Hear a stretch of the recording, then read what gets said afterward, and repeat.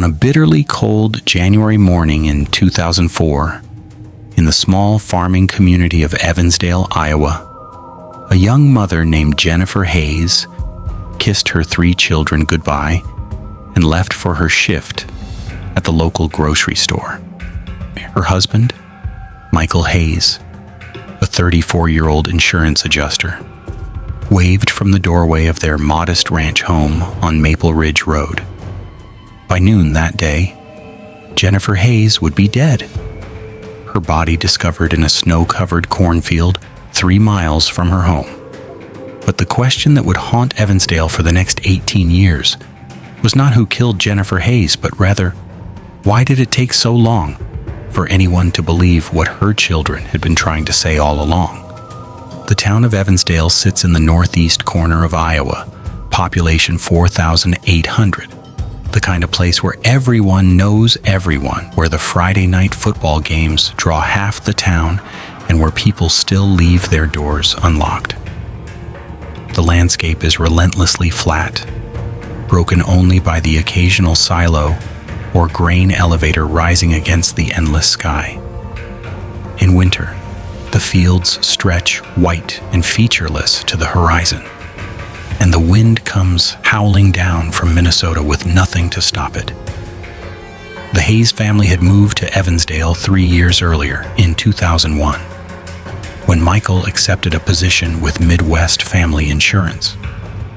They purchased a 3-bedroom ranch house on the eastern edge of town, backing up to farmland owned by the Bergstrom family, who had worked that soil for 4 generations.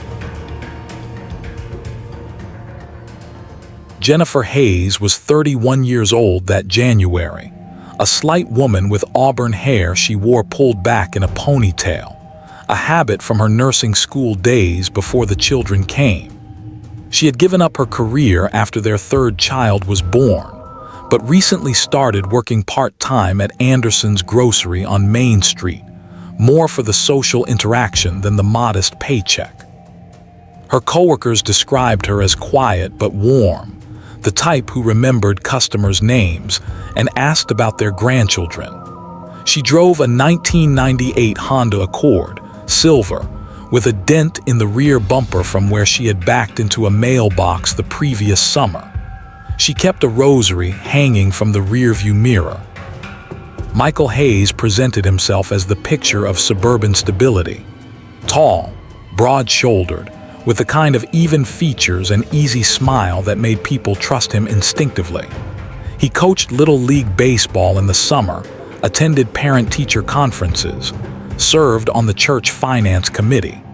Those who knew him said he seemed like a devoted father, always the first to volunteer for school fundraisers, quick with a joke at neighborhood barbecues. He drove a dark blue Ford Explorer, kept it meticulously clean, washed it every Saturday morning regardless of the weather. The children were Tyler, age 9, Emma, age 6, and Chloe, just 4 years old. Tyler was in 3rd grade at Evansdale Elementary, a serious child who loved dinosaurs and spent hours arranging his plastic figures in elaborate battles. Emma was in 1st grade, gap-toothed and giggly, with her mother's auburn hair. Chloe attended morning preschool 3 days a week and spent the other mornings watching cartoons while coloring in her countless coloring books. The family dog, a golden retriever named Buddy, completed the household. January 14, 2004 began like any other Wednesday. The temperature at dawn was 12 degrees, the sky a pale winter gray that promised more snow by afternoon. Jennifer Hayes woke at 6, as she always did, and started the coffee maker in the kitchen. The house was still dark, still quiet. She could hear the furnace humming in the basement, the occasional creak of the house settling against the cold. She woke the children at 6:30, started breakfast, scrambled eggs and toast, poured orange juice into their plastic cups with the cartoon characters on the sides. Michael came downstairs at 7:15, already dressed in his work clothes, gray slacks and a button-down shirt, his tie draped around his neck, unknotted. He sat at the kitchen table and read the newspaper while Jennifer packed the children's lunches, turkey sandwiches, apple slices, cookies wrapped in napkins. The morning routine unfolded with the comfortable rhythm of long practice. Michael kissed each child on the head before they left for the bus stop at the corner, where Jennifer walked with them, holding Chloe's hand while the older two ran ahead. Jennifer's shift at Anderson's grocery started at 9. She returned home at 8:30, changed Chloe out of her pajamas, bundled her into a pink winter coat and matching boots. Michael said he would drop Chloe at preschool on his way to work. He had a client meeting in Cedar Falls at 10, about 30 miles north, should be back by early afternoon. Jennifer nodded, kissed Chloe goodbye, kissed Michael goodbye. The door closed behind them at 8:50. She arrived at Anderson's at 5 minutes past 9, parked in her usual spot behind the store. Her manager, Ruth Anderson, remembered seeing her come in, remembered that Jennifer seemed normal, maybe a little tired, but it was winter. Everyone was tired. Jennifer worked the morning shift, stocking shelves, running the register when it got busy. She was scheduled until 1 in the afternoon. At 11:47, a motorist named Dale Thompson was driving south on County Road 16, heading back to his farm after picking up supplies in town. The road runs straight as a ruler through empty fields, and visibility that morning was good despite the gray sky. At approximately mile marker 8, Thompson noticed something dark in the snow-covered cornfield about 50 yards from the road. At first, he thought it might be a deer, but something about the shape seemed wrong. He slowed his truck, squinted through the window. Then he saw the splash of color, the bright pink of a winter coat. Thompson pulled over, climbed out of his truck, his boots crunching on the gravel shoulder. He walked toward what he had seen, his heart beginning to pound.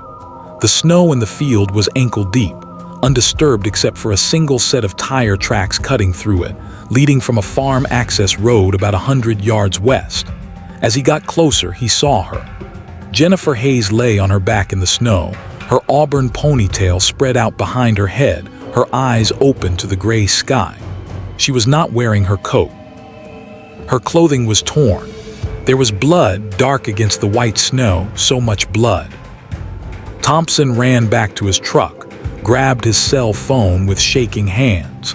He dialed emergency services at 11:51. The call was logged at the Black Hawk County Sheriff's Office at 11:52. Deputies were dispatched immediately. The first unit arrived on scene at 12:03. Deputy Frank Morrison was the first officer to reach the body. He had been with the sheriff's office for 16 years, had seen his share of accidents, domestic situations, the occasional hunting mishap, but this was different. He radioed for backup for the coroner, for crime scene investigators.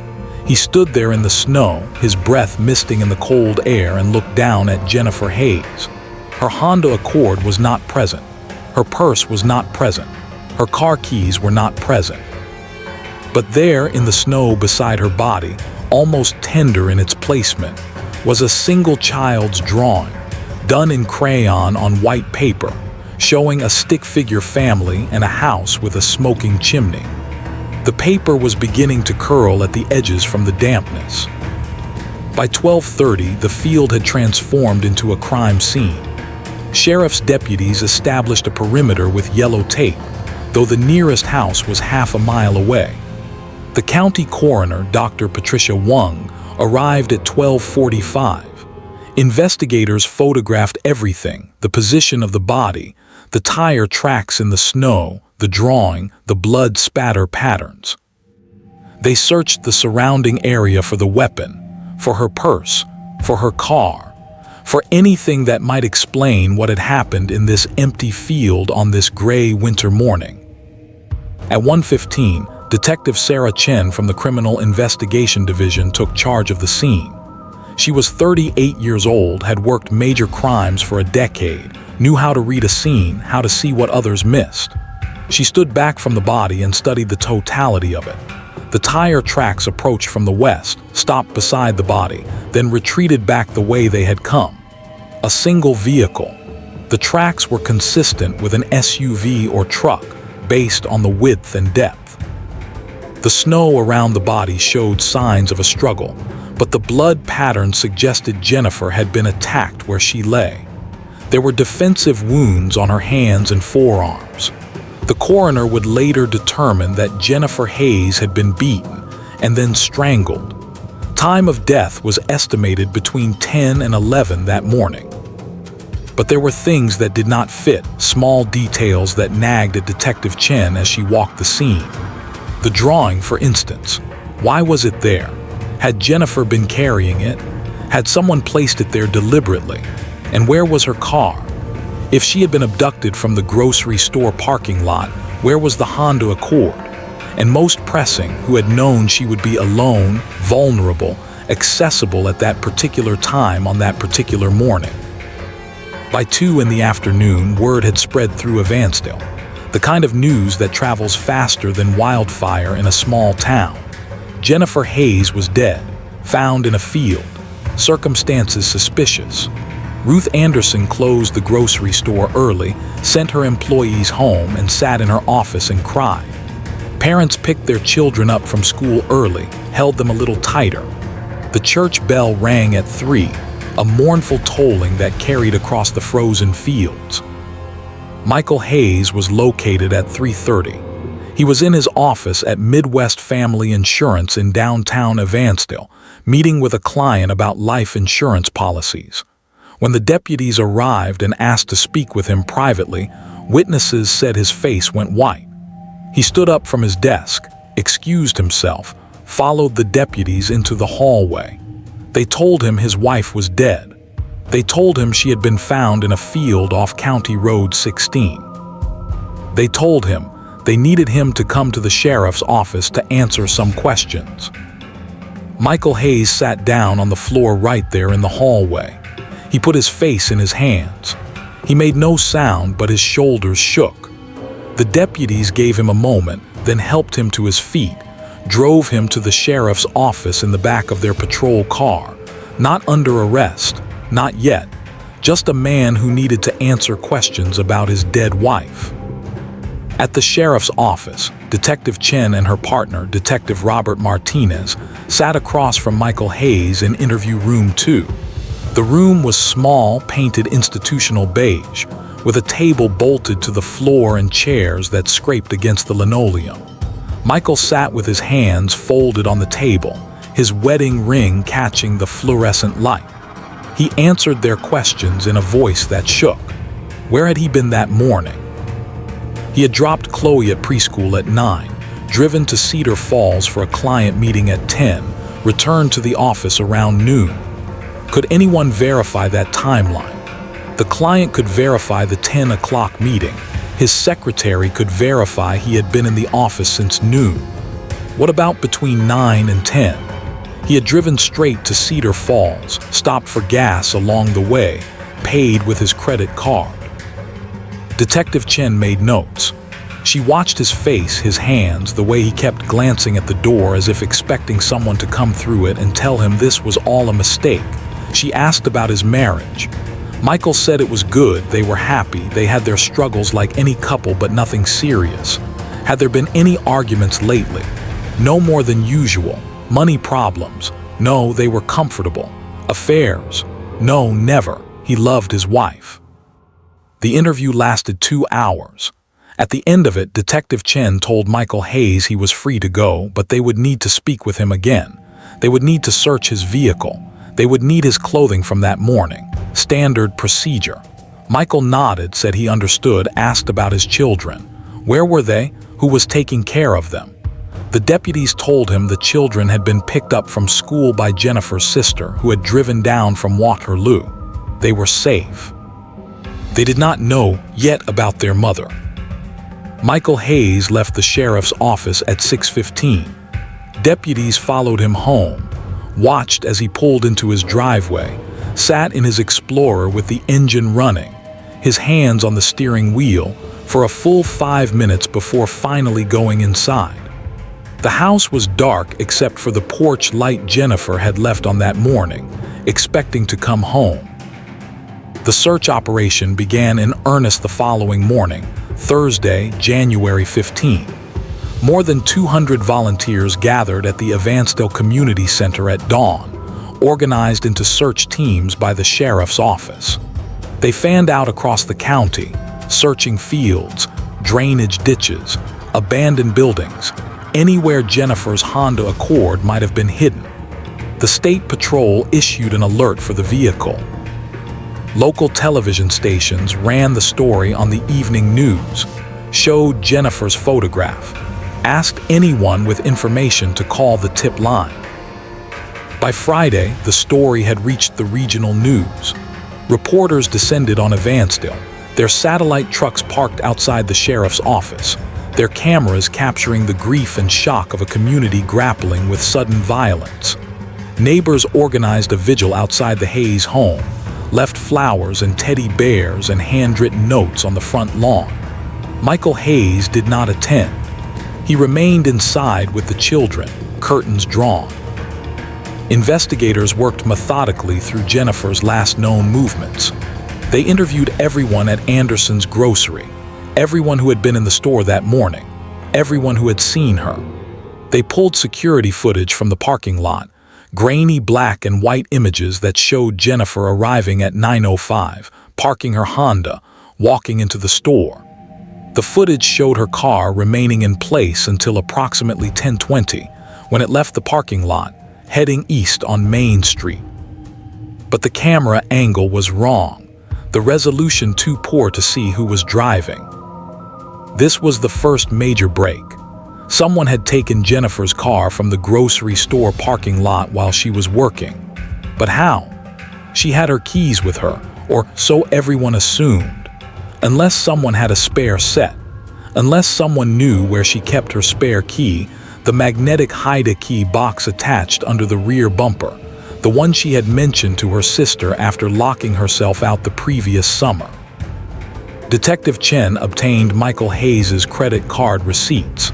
The gas station purchase he mentioned was confirmed, time-stamped at 9:37, at a BP station in Waterloo, approximately 15 miles north of Evansdale, on the route to Cedar Falls. Security footage from the gas station showed Michael's blue Ford Explorer at the pump, but something caught Detective Chen's attention. In the footage, Michael pumped gas, went inside to pay, came back out, sat in his vehicle for several minutes before leaving. The timestamp showed he remained at the gas station from 9:37 until 9:52. 15 minutes. What had he been doing for 15 minutes? When investigators interviewed the gas station attendant, a college student named Marcus Williams, he remembered Michael Hayes. Remembered because the man had seemed agitated, kept checking his phone, seemed distracted. Had he made any phone calls? Williams could not say, had not paid that much attention. It had been a busy morning.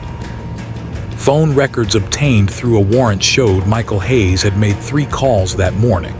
One to his office at 9:05, one to Jennifer's cell phone at 9:43, and one to his client in Cedar Falls at 9:55.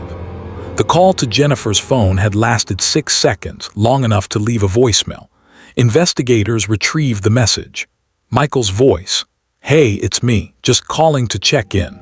Okay, talk to you later." His tone was casual, unremarkable. But there was something wrong with the timeline. If Michael had left his house at 8:50 with Chloe, driven to the preschool which was 7 minutes away, dropped her off which would take 5 minutes at most, he should have been on the road to Cedar Falls by 9:05. The drive from Evansdale to Waterloo was 22 minutes under normal conditions. He should have reached the gas station by 9:30 at the latest. Instead, he arrived at 9:37, 7 minutes unaccounted for. Not much, but enough to notice, enough to wonder. Deputies whispered quietly among themselves during coffee breaks, comparing notes, sharing observations. There was the matter of Michael's demeanor. His grief seemed genuine, but there was something performative about it, something calculated. When the children asked about their mother, witnesses said Michael's explanations were too careful, too rehearsed. And there was his insistence on maintaining routine, getting the children back to school within days, keeping everything normal. Those who have ever experienced profound loss know that normal becomes impossible, that the world tilts and nothing fits quite right anymore. But Michael Hayes seemed determined to force normalcy back into place. The physical evidence was frustratingly sparse. The tire tracks in the field matched the tread pattern of Michael's Ford Explorer, but they also matched about 40% of SUVs and trucks in the county. The drawing found beside Jennifer's body had been done by Emma, Jennifer's sister confirmed. One of dozens Emma had made that winter. Michael said he had no idea how it got there, suggested maybe Jennifer had been carrying it in her purse, but Jennifer's purse was never found. On January 22, 8 days after Jennifer's death, a farmer named Ed Larson was checking his property line along County Road 16, about 2 miles from where the body was discovered. He found Jennifer's Honda Accord hidden in a machine shed on the back 40 of his land, a shed he visited maybe twice a year. The car was unlocked, keys still in the ignition. Forensic teams processed it immediately. They found blood in the passenger seat, small amounts, consistent with Jennifer's blood type. They found fibers, hair, fingerprints. Much of it belonged to Jennifer, to her children, to Michael. Family car, shared vehicle, expected contamination. But there was one detail that struck the investigators as odd. The odometer showed the car had traveled 31.4 miles since its last service, which Jennifer had logged in a small notebook she kept in the glove compartment. She was meticulous about such things. According to her notes, she had last filled the tank on January 10, noting the mileage as 47,892. The odometer now read 47,923.4. The distance from the Hayes home to Anderson's grocery and back was 4.2 miles.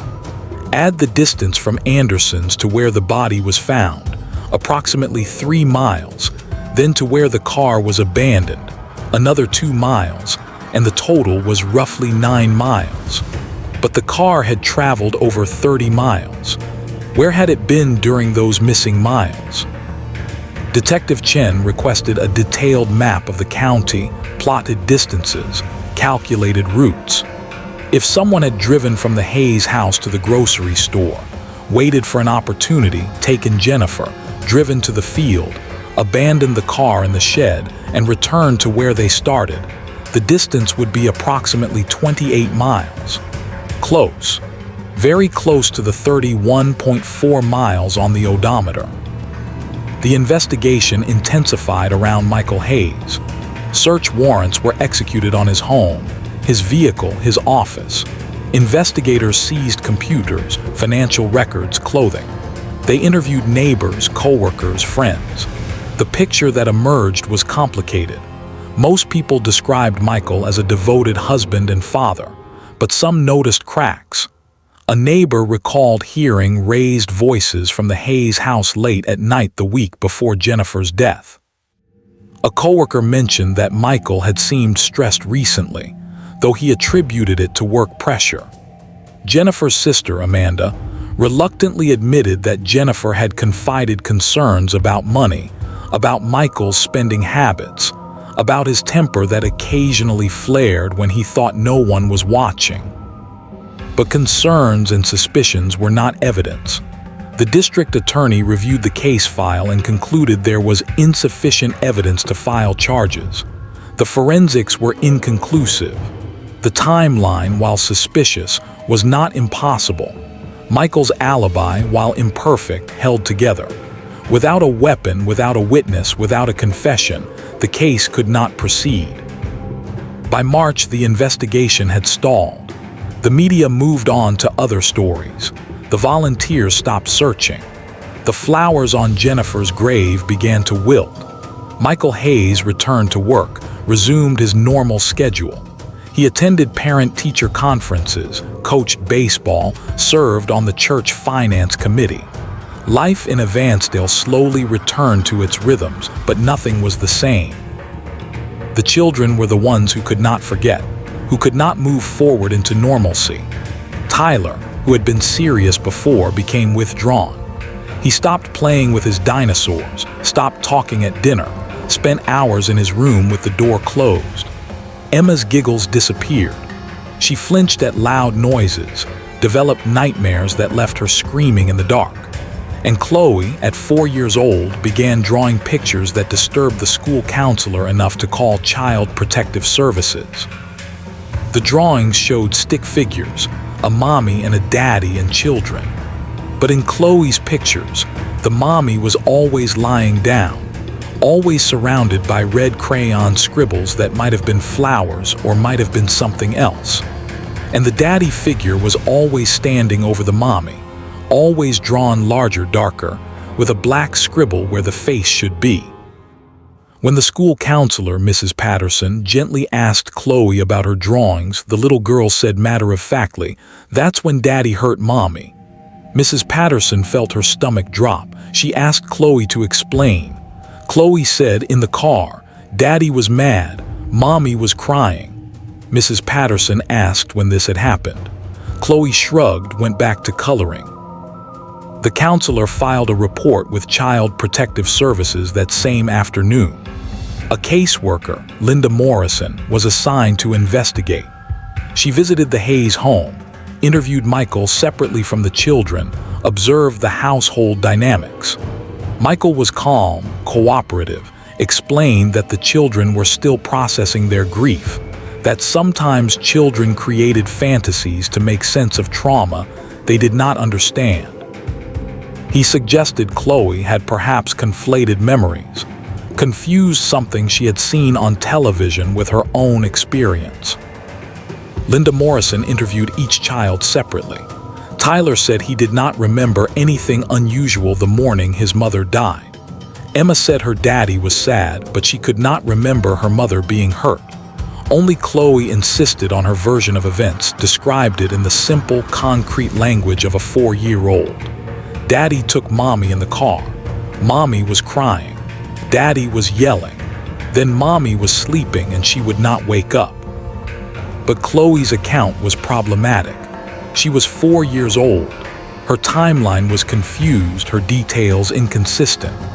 One day she said it happened in the morning. Another day she said it was dark outside. Sometimes she said Mommy was in the big car, the Explorer. Other times she said the silver car, the Honda. Child testimony, especially from such a young child, was notoriously unreliable. The caseworker documented everything, but ultimately concluded there was insufficient evidence of abuse or neglect. The case was closed. For those who have ever doubted someone you love, someone you thought you knew, the feeling is like standing on ground that shifts beneath your feet. Michael Hayes' mother, Barbara, flew in from Arizona after Jennifer's death and stayed for 3 months. She watched her son with his children, watched how he moved through the house where his wife had died, and she began to notice things. The way he checked his watch constantly, as though calculating time. The way he rehearsed conversations before making phone calls. The way he flinched when Emma mentioned finding one of her mother's earrings behind the dresser. Barbara Hayes had raised Michael alone after his father left when Michael was 10. She knew her son, knew his tells, knew when he was lying. And something in his eyes when he spoke about Jennifer's death did not match the words coming from his mouth. But what could she do? What proof did she have beyond a mother's instinct? The months passed. Summer came, then fall, then another winter. The first anniversary of Jennifer's death arrived, and the community held a memorial service at St. Mary's Catholic Church. Michael attended with the children, sat in the front pew, accepted condolences with quiet dignity. Detective Chen attended as well, stood in the back, watched Michael Hayes, wondered if time and pressure might eventually crack whatever facade he had constructed. By 2006, 2 years after Jennifer's death, the case remained officially open but effectively dormant. The file sat in Detective Chen's office, occasionally reviewed but yielding nothing new. Michael Hayes began dating a woman named Rebecca from the church choir. The children seemed to adjust, or at least learn to function within their grief. Tyler joined the middle school track team. Emma took up piano. Chloe started kindergarten. But there were signs, for those willing to see them, that something fundamental was fractured in that household.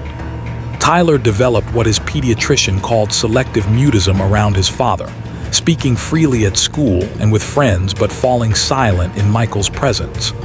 Emma's nightmares continued, dreams she could not quite remember upon waking but that left her trembling. And Chloe, now 6, continued drawing her pictures, though she had learned not to show them to adults anymore. In the fall of 2007, Michael Hayes married Rebecca Thompson in a small ceremony at St. Mary's. The children were in the wedding party. Photographs from that day show Michael smiling, Rebecca beaming, and 3 children with expressions that might have been happiness or might have been something else entirely, something closer to resignation. The marriage changed the household dynamic in ways that would prove significant. Rebecca was kind to the children, tried to build relationships with them, but they remained distant, polite but unreachable. Tyler was 13 now, tall and serious, preparing for high school. Emma was 10, quieter than her peers, spending long hours in her room reading. Chloe was 7, still drawing her pictures, still carrying whatever memories she could not quite articulate. Rebecca noticed things that seemed off. The way Michael monitored the children's conversations, redirecting topics that strayed toward their mother. The way he had boxed up all of Jennifer's belongings within weeks of her death, stored them in the attic where the children could not access them. The way he controlled the narrative of Jennifer's death, always framing it as a random tragedy, a terrible accident of fate. By 2010, the cracks in Michael's second marriage had begun to show. Rebecca and Michael argued frequently, usually about the children, about Michael's parenting style that seemed less about love and more about control. Rebecca began to suspect that something was deeply wrong, though she could not name it, could not point to any single incident that proved her intuition correct. In the spring of 2012, 8 years after Jennifer's death, the marriage between Michael and Rebecca ended. Rebecca filed for separation, citing irreconcilable differences. She moved out of the Hayes house, found an apartment in Cedar Falls, tried to maintain contact with the children who had become like her own. But Michael restricted access, claimed the children were confused enough without Rebecca complicating matters. Tyler Hayes was now 18, a senior in high school, planning to attend the University of Iowa in the fall. He had become a distance runner, spent hours on lonely roads pushing his body to its limits, perhaps trying to outrun memories that never quite faded. Emma was 15, a sophomore, intense and introspective, filling journals with thoughts she shared with no one. And Chloe was 12, entering 7th grade, still drawing, still holding onto something she had witnessed when she was 4 years old. It was Chloe who finally broke the silence. In October 2012, Chloe Hayes was assigned a project in her 7th grade English class. Students were asked to write a personal narrative, a true story from their own lives. Most students wrote about family vacations, sports victories, funny incidents with friends. Chloe Hayes wrote about the morning her mother died. The essay was 5 pages, handwritten in careful script. It described waking up early, around 8, hearing her parents arguing downstairs.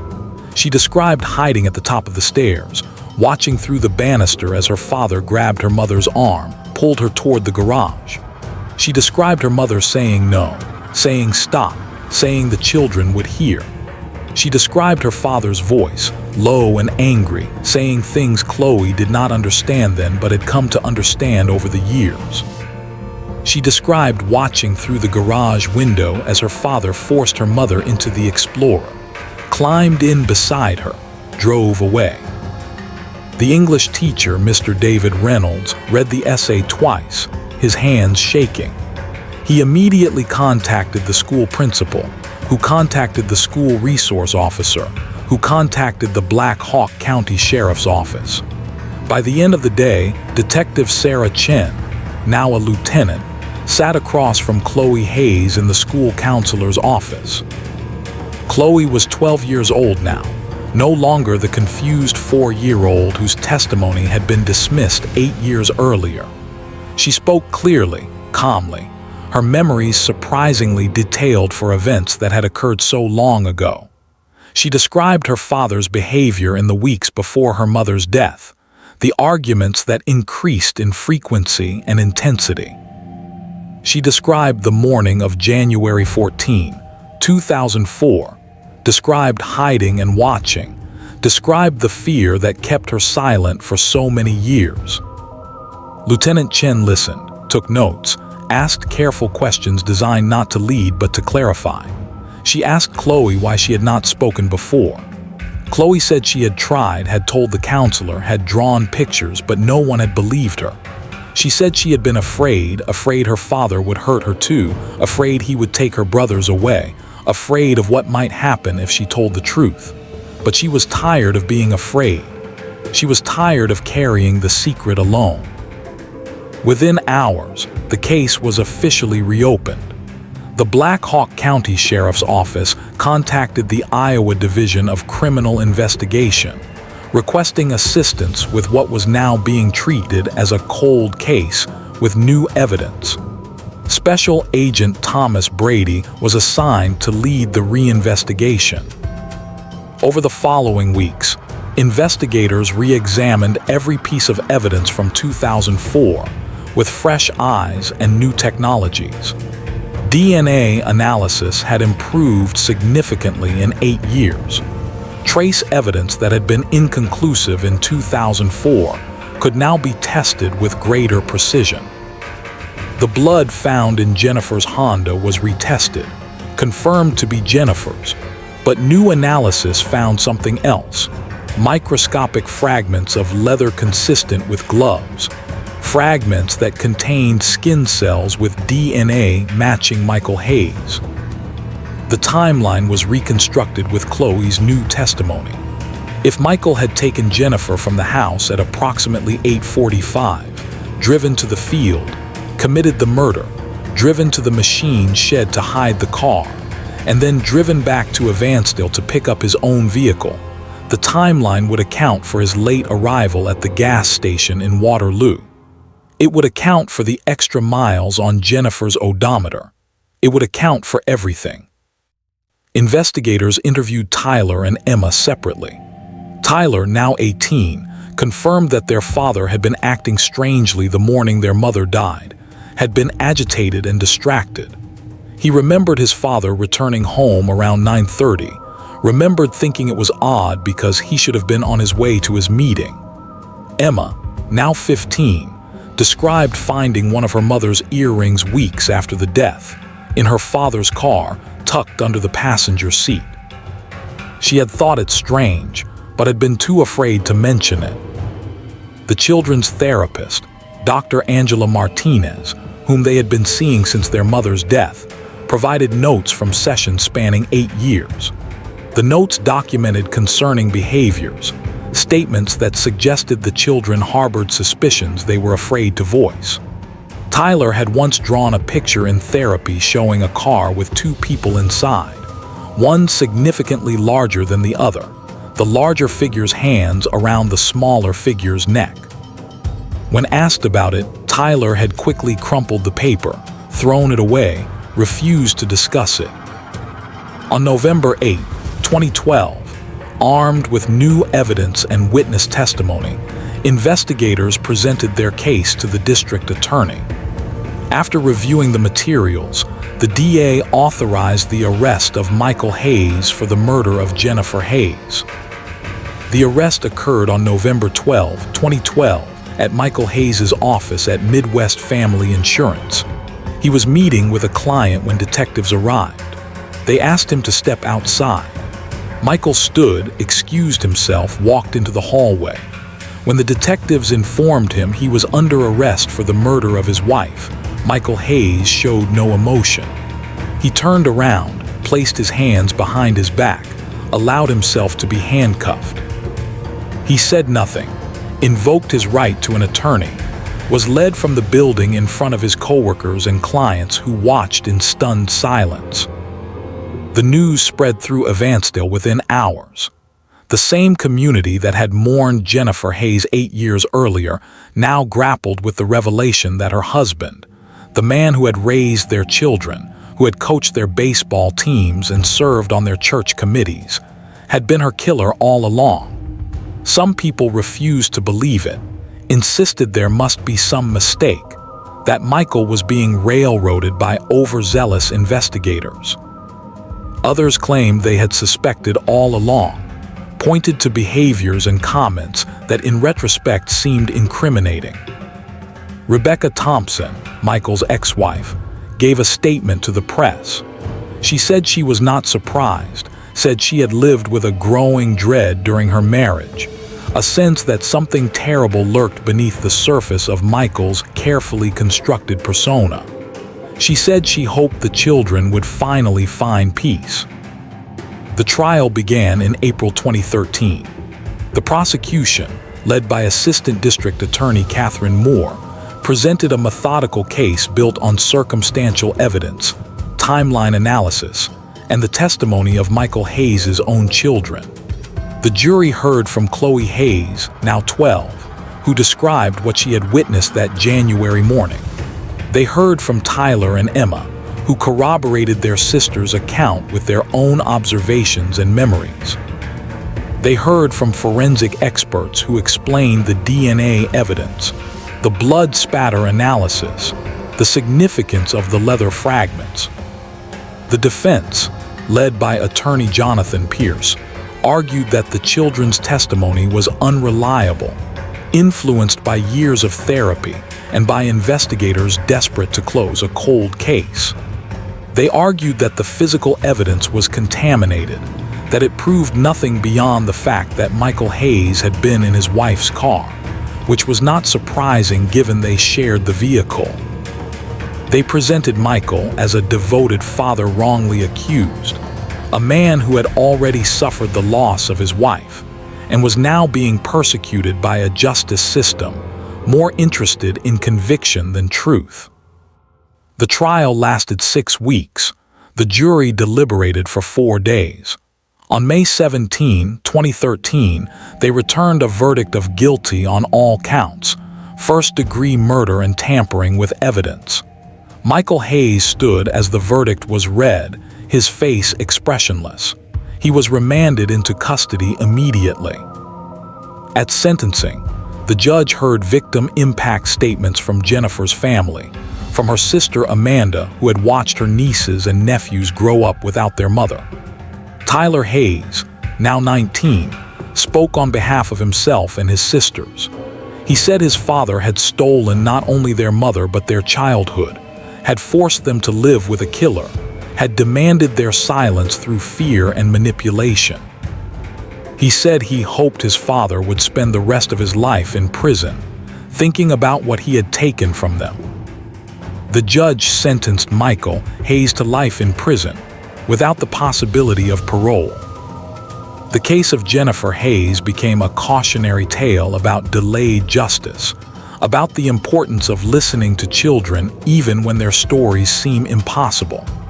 It became a reminder that evil does not always announce itself, that it can wear a pleasant face, serve on church committees, coach baseball, and live among us undetected. For Tyler, Emma, and Chloe Hayes, the conviction brought a measure of closure but not peace. They had lost their mother at ages 9, 6, and 4. They had spent their formative years in the same house as her killer, forced to call him father, to accept his affection, to maintain the illusion of normalcy while carrying the weight of terrible knowledge. The small community of Evansdale learned to live with the knowledge that Jennifer Hayes had died at the hands of the man who had promised to love and protect her, and that her children had suffered years of silent horror before finding the courage to speak truth. The case file was closed in 2013, but the questions lingered. How many signs had been missed? How many opportunities to intervene had been lost? How many other families might be living similar nightmares behind closed doors? Jennifer Hayes was 31 years old when she died in a snow-covered cornfield on January 14, 2004. She was survived by 3 children who loved her, who remembered her, who fought for 8 years to see justice done in her name. Her grave in Evansdale Cemetery bears a simple inscription: "Beloved Mother."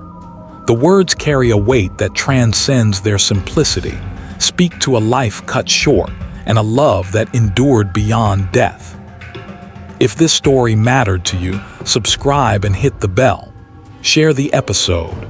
Someone somewhere may still be waiting to be heard.